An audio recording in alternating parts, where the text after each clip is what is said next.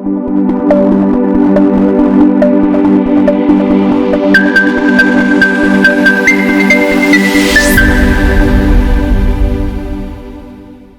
change the world one family at a time. We help you find stability. Welcome to Marriage Panacea. I am Nancy Oblete, your host, and also the head coach of Panacea International, the organization that brings to you this podcast. Panacea International is an organization dedicated to helping couples within their first decade and also engaged couples to build the fundamental principles they need to have and sustain a happy marriage for a lifetime of love. In this podcast, we share fundamental principles through stories. Most of these stories are true stories from my experience, from people I've worked with that I have permission to share, stories from books, and sometimes from social media.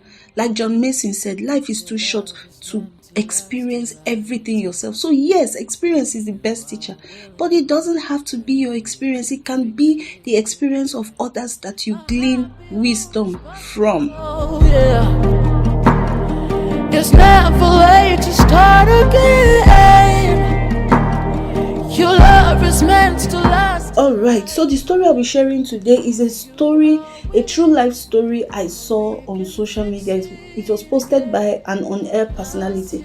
Now, the lady who is telling the story contacted this on-air personality and said, please post my story anonymously. I need help, but I don't want people to know I am the one sending in this story.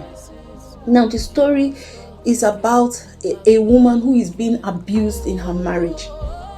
The husband has been abusing her both physically and verbally, and she had gone a number of times to report at home and on. And then at some point she's telling her family members, I am tired of this abuse, I want to leave the marriage. To which the parents have given her stern warning never to leave the marriage. In fact, they threatened to disown her if she leaves the marriage. She has children with this man, but she's so frustrated with the way he treats her and the abuse in the marriage that she's already contemplating suicide.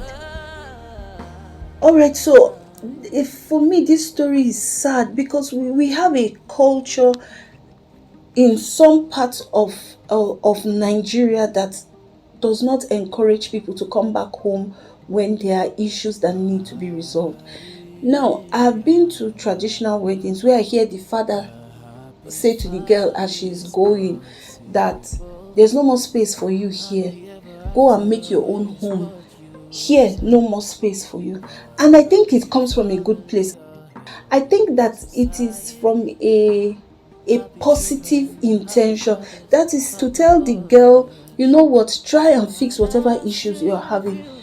And is not to encourage divorce. I also think that there should be caveats that should be included in this, because there are certain things that the person will need to come back home, especially when life is involved. When it comes to domestic violence, especially when the violence becomes life-threatening, the very first protocol is removing the abused person from the space, from the place where they are being abused, removing them, taking them to safety before any other thing is considered. So if a family is saying don't come back home, or she's saying I want to go home, and her family is saying don't go back home, then there's a problem. I hope that as we raise our own children, and if we can, as much as we can influence our society, that we begin to talk about these things in our various society meetings and groups, that parents should allow their children to come back, especially in the case of domestic violence, especially when there is threat to life. It is better to be alive than to be dead in a marriage. It's better to live than to die in a marriage. For me, where I come from, it is a culture that once the father has received the bride price and is about to give out his daughter in marriage, he will tell the man, you see, I'm giving you my daughter. As you have noticed, she doesn't have any blemish. Now, if she does anything to you that you cannot contain or you are so angry about, Don't beat her. It is clearly stated, don't beat her. Return her back to me. I will know what to do. That's what the father tells the in-laws as they come to marry their children. And we've had stories of people coming back home when they are abused and the parents take up the issue. Some of them still go back to the marriage. Yes, because I know sometimes it's the fear of divorce. But hey, let's put this thing in perspective. Is it that bad to get divorced and be alive, or to remain in a marriage and die?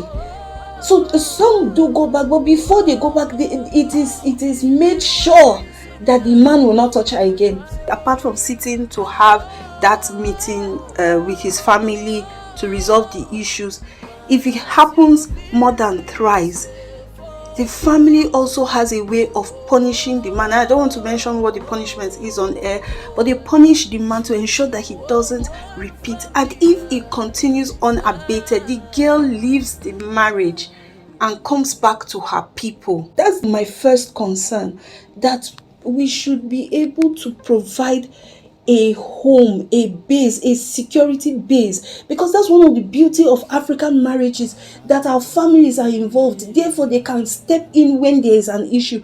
So if there's an issue like abuse and the family is telling the girl stay there, or telling the guy in some cases stay there, then there is a challenge. Then we must look into these cultural beliefs again.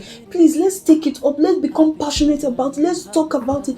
Women should be able to go back home in cases of abuse where life is in danger.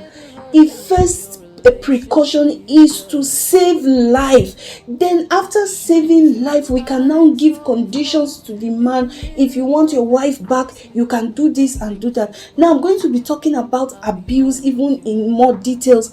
Next week I would start, and it will probably run for 2 or 3 weeks, and explain abuse and how it should be handled, especially physical abuse. So stay tuned with me.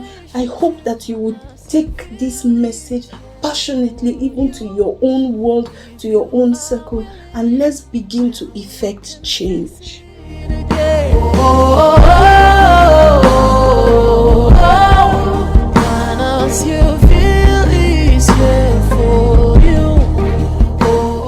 Thank you for listening to today's show.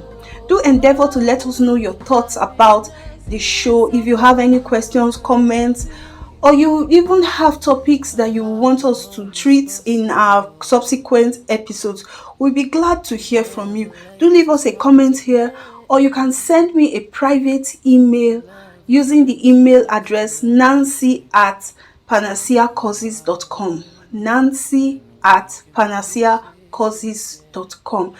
Also ensure to follow us on our social media handles, the details of which are available right here on this page.